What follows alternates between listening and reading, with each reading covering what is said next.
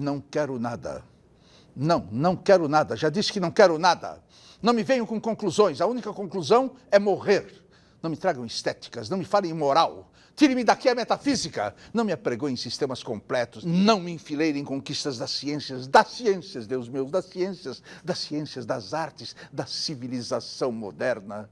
Que mal fiz eu aos deuses todos. Se tem a verdade, guardem-na. Eu sou um técnico, mas tenho técnica só dentro da técnica. Fora disso, eu sou doido, com todo direito a sê-lo, viram? Não me massem, por amor de Deus. Queriam-me casado, fútil, cotidiano, tributável. Queriam-me o contrário disto, o contrário de qualquer coisa. Se eu fosse outra pessoa, fazia-lhes a todos à vontade. Assim como sou, tenham paciência. Vão para o diabo sem mim, ou deixem-me ir sozinho para o diabo. Para que havemos de ir juntos? Não me peguem no braço. Não me peguem no braço, eu não gosto que me peguem no braço. Eu quero ser sozinho. Eu já disse que sou sozinho. Ah, que maçada quererem que eu seja da companhia. Deixe-me em paz. Eu não tardo, que eu nunca tardo. E enquanto tarda o abismo e o silêncio, eu quero estar sozinho.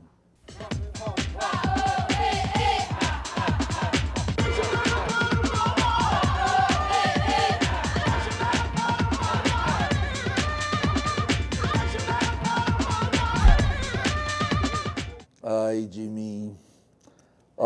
de mim, precisa sempre um gemido grego para começar esse programa. Provocações de novo. Atenção, hein? Atenção. Vejam essa frase. É claro que o mal existe. O que talvez a gente possa pôr em dúvida é se existe o bem. Frase de um filósofo pernambucano, professor de teologia, filho de pai militar católico e de mãe judia, mas não praticantes. Estudou o papel da religião na literatura de Dostoiévski, escreveu a respeito. É claro que com esse mix religioso em torno, tinha de escrever também sobre Kafka, escreveu. E menos acadêmico e mais informal, escreve também sua coluna no jornal Folha de São Paulo. Aliás, dizem que, de bom humor, é desses capazes de escrever que Jesus Cristo era um cabra macho. Vamos ver se ele fala como escreve. Ele é Luiz Felipe Pondé. O homem é uma experiência que não deu certo? Acho que não dá para dizer, porque a gente não sabe o final da história do homem. Mas eu acho que, sem dúvida nenhuma, há um risco de não dar certo. Como é que você definiria o homem? O homem e mulher juntos, no sentido de espécie? Aproveite. Eu acho que é um tipo de animal que carrega o cadáver nas costas a vida inteira. Porque sabe mais do que deve e menos do que precisa. Repete. Eu acho que uma forma de compreender a condição do homem, o que é o homem, é pensá-lo como um animal que carrega o cadáver nas costas o tempo inteiro. Porque a gente sabe da morte, tem consciência da finitude, e eu imagino que isso deve ter sido um estresse enorme para nossos ancestrais. E dá para aproveitar a vida pensando nisso? Então, eu acho que a gente não pensa nisso o tempo inteiro, ou quando pensa, o afeto não vem à consciência o tempo inteiro. Entendeu? É uma razão de otimismo isso. A vida é uma causa perdida, então? Então, aí que está. Eu acho que não dá para dizer que seja plenamente uma causa perdida, mas eu acho que pensar que talvez seja pode ser muito pedagógico. A felicidade é uma ideia velha? Acho que sim. Acha? Tira o achismo. Velha. Sabe que isso é vício de professor que estuda muito, né? Fica o tempo inteiro, sabe esse papo de ciência? Tende a ser, provavelmente, não sei o quê. Mas o professor sabe da Clarice Lispector que pergunta, afinal, ser feliz para conseguir o quê? Viver mais, ser mais feliz, sei lá. Agora, uma pergunta simples. O que é a vida? Olha, eu acho que a vida é um acidente da matéria, se não existir Deus nenhum. A consciência é uma tentativa de resolver esse acidente da matéria. E a vida, no caso do ser humano, é você ficar o tempo inteiro buscando significado para enfrentar a possibilidade de que seja um acidente da matéria. Que é um professor, hein? Os alunos ouvem isso e saem pensando o quê? Com essa provocação didática não ao ponto de entender brechtianamente o que você fala. Olha, eu acho que alguns alunos entendem. Se os alunos entenderem, pelo menos em parte, o que você está falando, ou se você conseguir gerar um estado de inquietação, eu acho que já fez o papel de professor. Já basta, né? Acho que sim. Você é dos que consideram o suicídio uma indignidade moral? O suicídio com raciocínio à la Dostoiévski, por exemplo, à la O Sonho de um Homem Ridículo, né? Um suicídio daquele tipo, nessa chave, eu acho que o suicídio como ato de liberdade, o suicídio como a construção de que você é mais corajoso e melhor do que os outros, eu não acho que é uma indignidade moral, eu só acho que é uma bobagem mesmo. Então vamos à poesia. Fazes falta, ó sombra fútil chamada gente, ninguém faz falta. Sem ti tudo correrá sem ti. Serás lembrado apenas 2 vezes, quando faz anos que nasceste e quando faz anos que morreste, e mais nada, absolutamente mais nada. Pessoa, a culpa é necessária, Pondé? Eu acho que sim, é necessária, porque, primeiro, uma pessoa que nunca sente culpa, pelo menos quando eu tive chance de conviver, ou acho que todo mundo, quando tem chance de conviver com alguém que não sente culpa, está perto de conviver com um monstro. Eu acho que a culpa é um dos elementos fundamentais de qualquer experiência moral. Eu não acredito em experiência moral sem culpa. Acho que é uma mentira. Pergunta de Anatole France. Como pensar que as ideias religiosas são essencialmente moralizadoras se a história dos povos cristãos é feita de guerras, de matanças e de suplícios? Eu responderia talvez com o próprio Dostoiévski.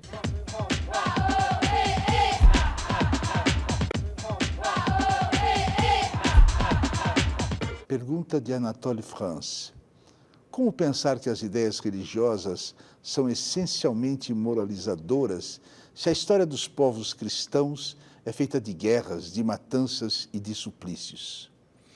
Eu responderia talvez com o próprio Dostoiévski, com O Sonho do Homem Ridículo, quando ele conta nessa história que o personagem, o Homem Ridículo, vai para aquele paraíso lá e ele se sente meio entediado, se sente meio mal, e à medida que aquele paraíso vai virando um inferno, ele descobre que ele consegue amar aquelas pessoas, porque justamente eles percebem que elas estão sofrendo.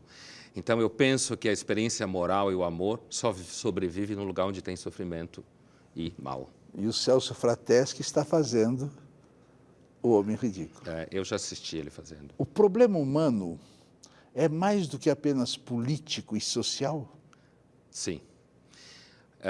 O problema humano, me parece, antes de tudo, moral. E eu acho que um dos grandes engodos da abordagem moderna, grosso modo, do século XVIII para cá, é a tentativa de resolver tudo no plano político. Quando você tenta resolver tudo no plano político, ou você vira um fascista sempre, ou você é, no mínimo, mentiroso. Você acha que estão resolvendo politicamente? Acho que não.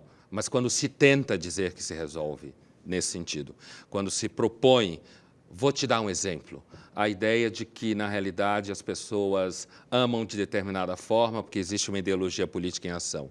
A ideia de que as relações entre pais e filhos são de determinada forma porque existe uma política em ação. Esse tipo de raciocínio que entende que tudo... Sabe Michel Foucault, por exemplo? Aquela ideia de que todas as relações estão permeadas de política e tal. Eu acho que quando isso é posto na mesa como argumento de solução, eu acho que ou você vira fascista ou você é só um mentiroso. E você acredita que as pessoas admitem ficarem fascistas? Muito difícil. Eu acho que... São e não dizem e não sabem. Sim, meio que isso, assim. Principalmente, eu sinto o cheiro de fascismo quando pessoas tentam fazer o mundo melhor, ou tentam consertar o ser humano, ou são muito preocupadas com a saúde. Ou seja, você está provocando de uma forma dizendo que o mundo é fascista. Eu acho que isso é um instinto, quase que um viés no nosso comportamento. A TV Cultura pode partir de amanhã em diante, fazer uma pesquisa. Se quiser que eu faça, eu tenho condições, eu tenho personalidade para isso, eu tenho educação, eu tenho moral e conheço a maioria do pessoal daqui. Eu garanto e afirmo e assinto embaixo que não tem mais do que 5% de preto na rua pedindo auxílio para os outros. Não quero descredenciar os brancos, que todo mundo tem um direito, mas faz uma pesquisa com toda firmeza, se tiver mais do que 5 pretos na rua, eu quero que me leva para forca. Eu não sou preto, mas me leva, eu, Aparecido Pedro Santo Mineiro. E minha identidade está aqui, pode tirar o número da minha identidade, pode levar para qualquer lugar. Mas não existe mais do que 5 pretos na rua, 100%, não tem 5. O ser humano é agonia? Eu prefiro pensá-lo como agonia do que pensá-lo como um animal para a saúde. A barbárie tem o rosto humano. Antes de tudo, humano. A modernidade é uma filha ilegítima do conservadorismo. Eu acho que a modernidade é, antes de tudo, uma filha ilegítima da tradição cristã. Fala um pouco mais sobre isso. A grande parte dos valores que animam a modernidade na sua visão utópica, na sua visão de solução de problemas, é, na realidade, uma herança direta da ética do cristianismo, do amar ao próximo, do ser solidário, do pensar no grupo, nesse sentido. Então, grande parte da ética secularizada que domina o cenário moderno tem a sua raiz no cristianismo. E aí, me parece, muitas vezes, que os homens modernos, eles têm uma relação com o cristianismo assim, que é uma relação do tipo, eu odeio meu pai, mas no fundo eu sei que sou filho dele. Jornalista tem ética? Eu acho que jornalista tem ética como todo mundo e sofre e tem uma situação de trincheira muito mais radical, porque jornalista tem poder. Todo mundo que tem poder tem estresse ético. E, nesse sentido, eu não acho que o jornalista não tem ética. Isso sem entrar numa discussão sobre ética, hein? Porque se a gente for definir ética aqui, talvez a gente produza umas 5 definições, do ponto de vista da história da filosofia. Mas falando assim de chofre, eu diria que, no caso do jornalista, é um drama maior, porque o jornalista tem poder. E você acredita que os jornalistas do Brasil atuam com essa ética? Eu acho que, às vezes, sim, a maior parte do tempo. Me parece que, apesar de que se discute muito ética em termos de jornalismo, me parece que o jornalismo é muito mais dominado, pelo menos até hoje, por uma certa formação de que o jornalista seria o braço armado da democracia e da consciência. Então, nesse sentido, quando você é formado dessa forma, você acaba pensando que a ética é seu esqueleto. Você não precisa nem preocupar, você respira eticamente. Se você acha que você é o braço armado da liberdade. É um poder paralelo? Sim. Às vezes nem tão paralelo, sim. O talento é que cada um nasce com um. Ou para cozinhar, ou para arrumar, ou para escrever, ou para falar, ou para pensar, ou para olhar, né? O cara tem uns bons olhos, ou tem uns olhos bonitos, né? Agora, o talento é uma coisa, eu não sei, acho que todo mundo tem o seu. Ou você prefere uma vida pensada ou essa vida vivida?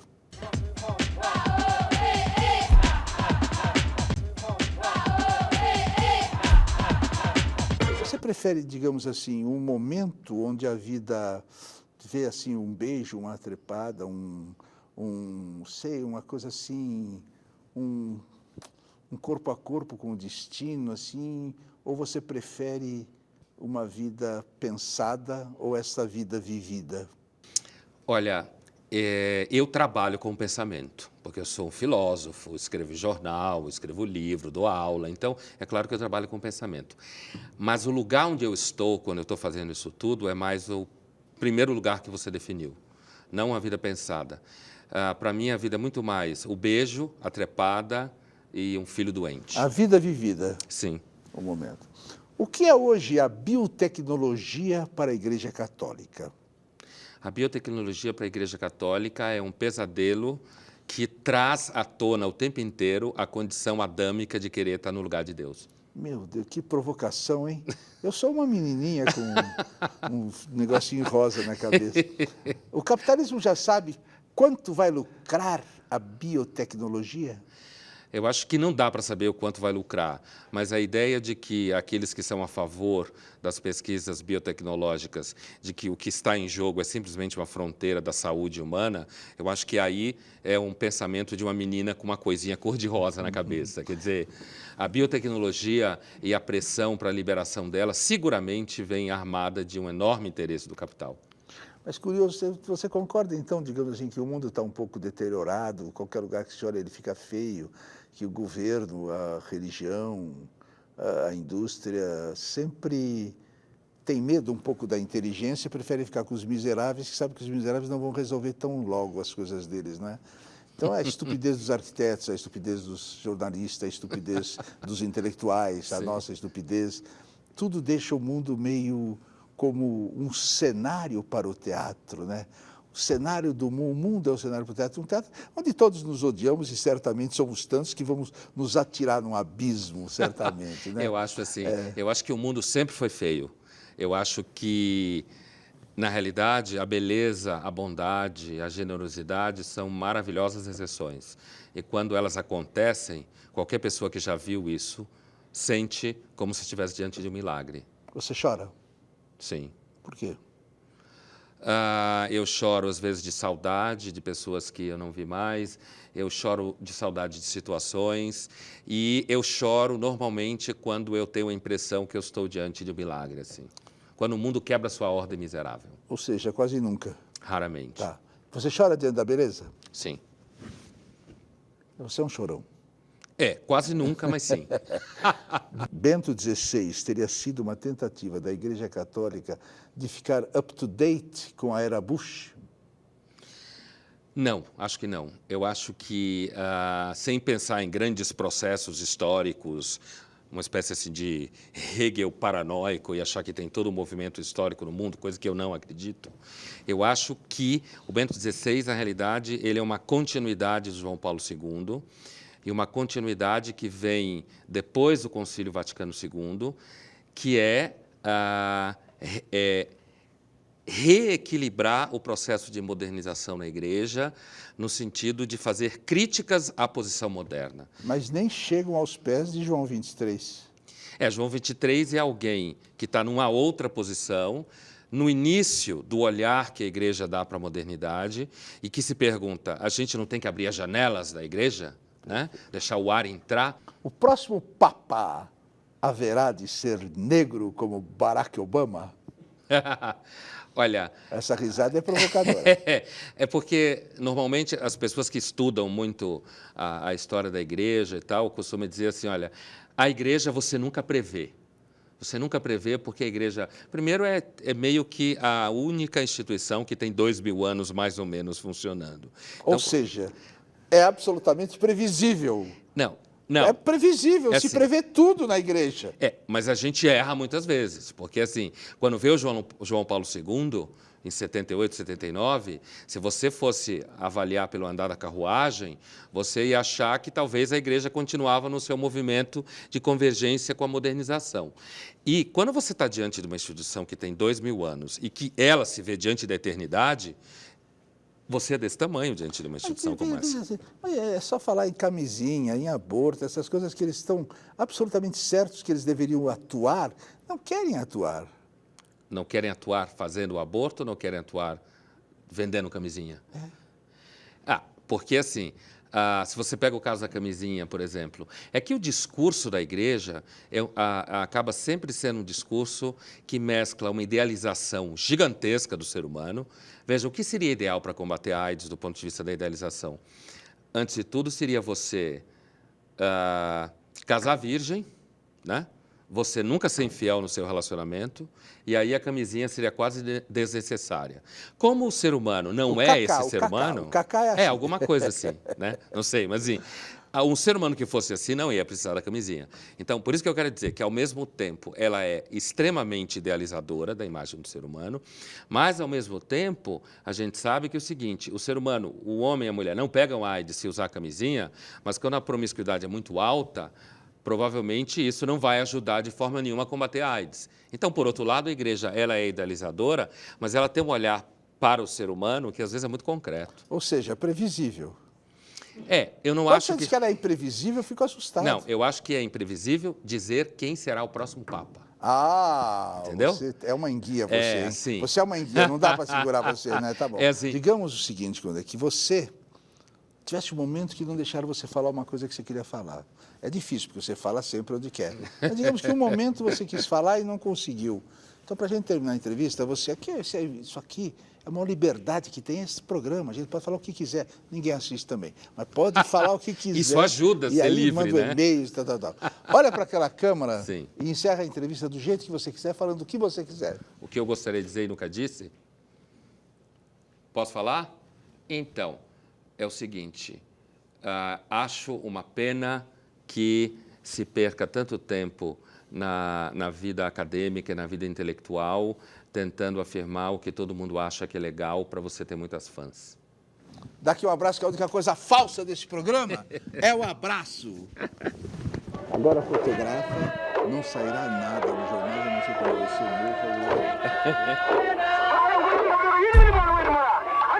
Hey, hey, cha, ha, hey, hey, cha, ha.